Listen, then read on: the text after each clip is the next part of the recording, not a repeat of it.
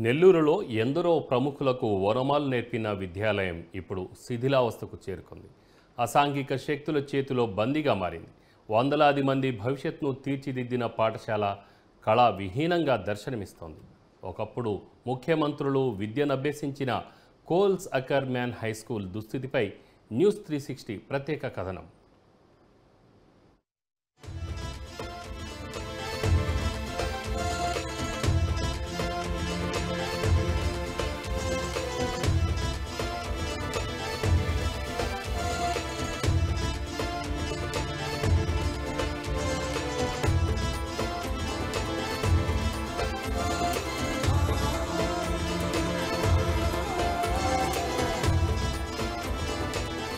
చూడగానే ఏదో రాజప్రాసాదంలా కనిపిస్తున్న ఈ భవన సముదాయం ఒకప్పుడు వేలాది మందికి అక్షరాభ్యాసం చేయించిన ఘన చరిత్ర కలిగిన పాఠశాలంటే ఆశ్చర్యమేస్తుంది కదా. నిజమే, వందల సంవత్సరాల చరిత్ర కలిగిన ఈ స్కూల్ భవనం 1840 సంవత్సరంలో స్కాట్లాండ్కి చెందిన free church machine of Scotland ఆధ్వర్యంలో కోల్స్ అకర్మ్యాన్ హై స్కూల్ పేరిట ప్రారంభమైంది.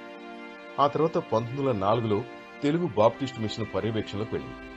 1840 నుంచి ఇక్కడ విద్యనభ్యసించిన ఎందరో ప్రముఖులు ప్రభుత్వ ఉన్నత పదవులు అలంకరించారు.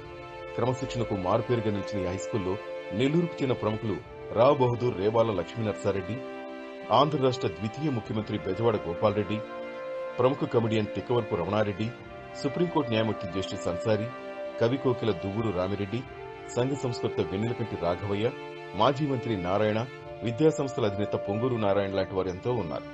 ఇక్కడ చదివిన విద్యార్థులు ఉన్నత శిఖరాలు అధిరోహించి ఐఏఎస్, ఐపీఎస్లు చదివి దేశానికి సేవలందించారు.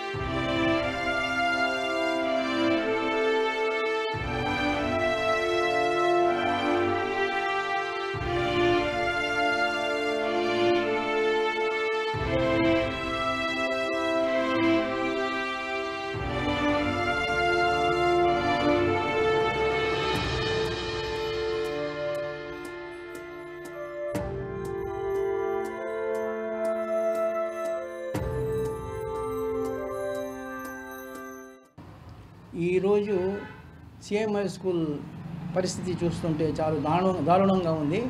పాడుపడిపోయింది. అసలు దాంట్లో స్కూల్నే మూసేశారు.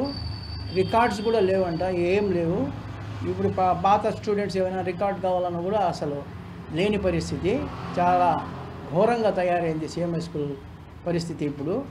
అందువల్ల అందరూ సేమ్ హై స్కూల్లో చదువుకున్నటువంటి పూర్వ విద్యార్థులందరూ కలిసి దీన్ని మళ్ళీ ప్రభుత్వం దృష్టికి తీసుకెళ్ళి ఆ స్కూల్ని తెరవాలని నేను కోరుకుంటున్నాను. ఇక్కడ చాలామంది పెద్ద పెద్ద లీడర్స్ ఇక్కడ చదివారు. రేవాల లక్ష్మీనరసారెడ్డి గారు, బెజవాడ గోపాల్రెడ్డి గారు, ఇంకా జెడే అన్సారీ గారు, చాలామంది ఇక్కడ చదివారు. అక్కడ ఒక్క 6th క్లాస్లో 4 క్లాసెస్ ఉండేవి. ABCD అని ఒక్కొక్క క్లాసులో 60 మంది ఉండేవారు. అలాగా 10th దాకా కనీసం 2500 మంది చదువుతున్నారు.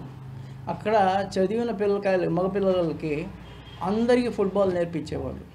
ఫుట్బాలే అక్కడ మెయిన్ గేమ్. దాంట్లో చదివి ఎంతోమంది ఫుట్బాల్ ప్లేయర్ అయ్యి నేషనల్స్ ఆడారు. అందులో నా మిత్రుడు Syed Iftikhar Ahmed junior India captain అయ్యాడు. పర్వేజ్ అనే అతను ఇన్కమ్ ట్యాక్స్లో పనిచేస్తూ రిటైర్డ్ అయ్యాడు. ప్రభాకర్ రావు ఆయన వచ్చేసి నేషనల్ గోల్ కీపర్గా సెలెక్ట్ అయ్యాడు. అతను ఎక్సైజ్ డిపార్ట్మెంట్లో మొన్న రిటైర్డ్ అయ్యాడు. ఇంకా ప్రతాప్ అని మా ఫ్రెండ్స్ అందరూ 53 మంది అందరూ ఫుట్బాల్ ప్లేయర్స్. ఈరోజు పరిస్థితి చూస్తూ ఉంటే సీఎం హై స్కూల్ మూతపడిపోయింది. దయచేసి అందరూ ఈ ప్రభుత్వం దృష్టికి తీసుకెళ్ళి మళ్ళీ ఆ సీఎం హై స్కూల్ పూర్వ వైభవం తీసుకురావాలని నేను మనవి చేసుకుంటాను. గ్రౌండ్ ఎంత ఉండిందంటే అది క్రిస్టియన్ ప్రాపర్టీ అయిపోయింది. అసలు యాక్చువల్లీ అది ముస్లిం ప్రాపర్టీ, మసీద్ అది మసీద్ 4 ఎకరాల 85 సెంట్లు. అది ముస్లిం ప్రాపర్టీ. వాళ్ళకి 99 ఇయర్స్కి లీజ్ ఇచ్చారు అమెరికన్ బ్యాప్టిస్ట్ చర్చ్ వాళ్ళకి.